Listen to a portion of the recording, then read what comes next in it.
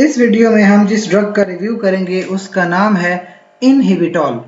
इनहिबिटॉल एक brand name है और इस ड्रग का नाम होता है लेंसोप्राजोल 30 mg। अब ये तो 30 mg में है, इसके अलावा 15 mg में भी ये ड्रग अवेलेबल है। हाई नून की ये प्रोडक्ट्स हैं जो कि बहुत ही ज्यादा फेमस और यूजफुल हैं। देखें तो ज्यादातर जिन लोगों को मैदे की बीमारी है, यानी मैदे की बीमारी की कोई शिकायत है, उसके लिए इनहिबिटॉल एक इंतहाई मुफीद ड्रग है।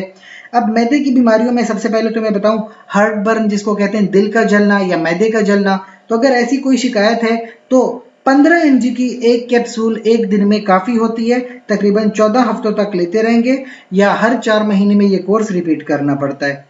इसके अलावा कभी कभी लोगों को एक ऐसी सिंड्रोम होता है जिसको ज़ोलिंजर एलिसन सिंड्रोम कहते हैं। उसमें क्या होता है कि जो हमारे मैदे का जो तेजाब है वो नॉर्मल से ज्यादा प्रोड्यूस होता है। अगर नॉर्मल से ज्यादा प्रोड्यूस हो रहा है तो जाहिर सी बात है आपको कम करना पड़ेगा कि ताकि वो ज्यादा प्रोड्यूस ना हो।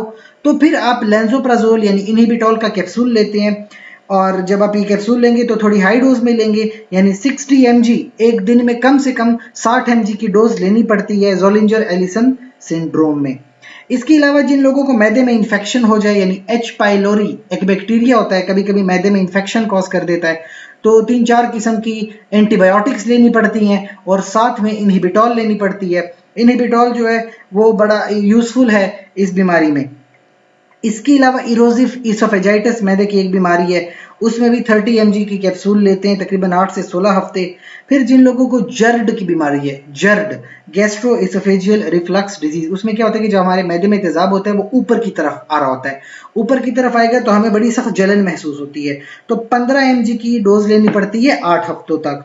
इसके अलावा अगर किसी के पेट में अल्सर हो जाए, अल्सर क्या होता है? अल्सर दरअसल जख्म होता है कि हमारे मैदे में कहीं पे भी कोई जख्म हो गया, तो उस जख्म को ठीक करने के लिए हमें मुख्तलिफ तरह की मेडिसिन लेनी पड़ती हैं और एक साथ में इनहिबिटॉल लेनी पड़ती है, ताकि जो तेजाब प्रोड्यूस होता है वो जख्म पे लगेगा तो जख्म मजीद खराब होगा, तो उस तेजाब को कम करने के लिए इनहिबिटॉल लेते हैं। तो 15 mg की डोज ले सकते हैं 4 हफ्तों तक, या आप 30 mg की डोज ले सकते हैं 8 हफ्तों तक।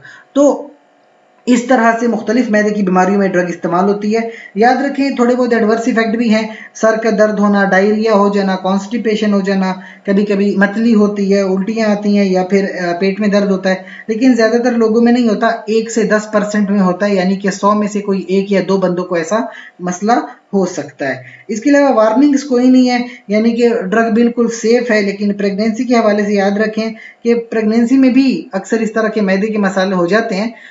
आपको पता हो कि प्रेगनेंसी में वैसे ड्रग का कोई नुकसान नहीं है, लेकिन प्रेगनेंसी में कोई भी ड्रग इस्तेमाल करने से पहले गायनेकोलॉजिस्ट से मशवरा लाजमी करें। और इसके अलावा कोई सवाल हो कमेंट सेक्शन में पूछिए, साथ ही इस चैनल को लाइक करें, कमेंट करें, शेयर करें, सब्सक्राइब करें। शुक्रिया।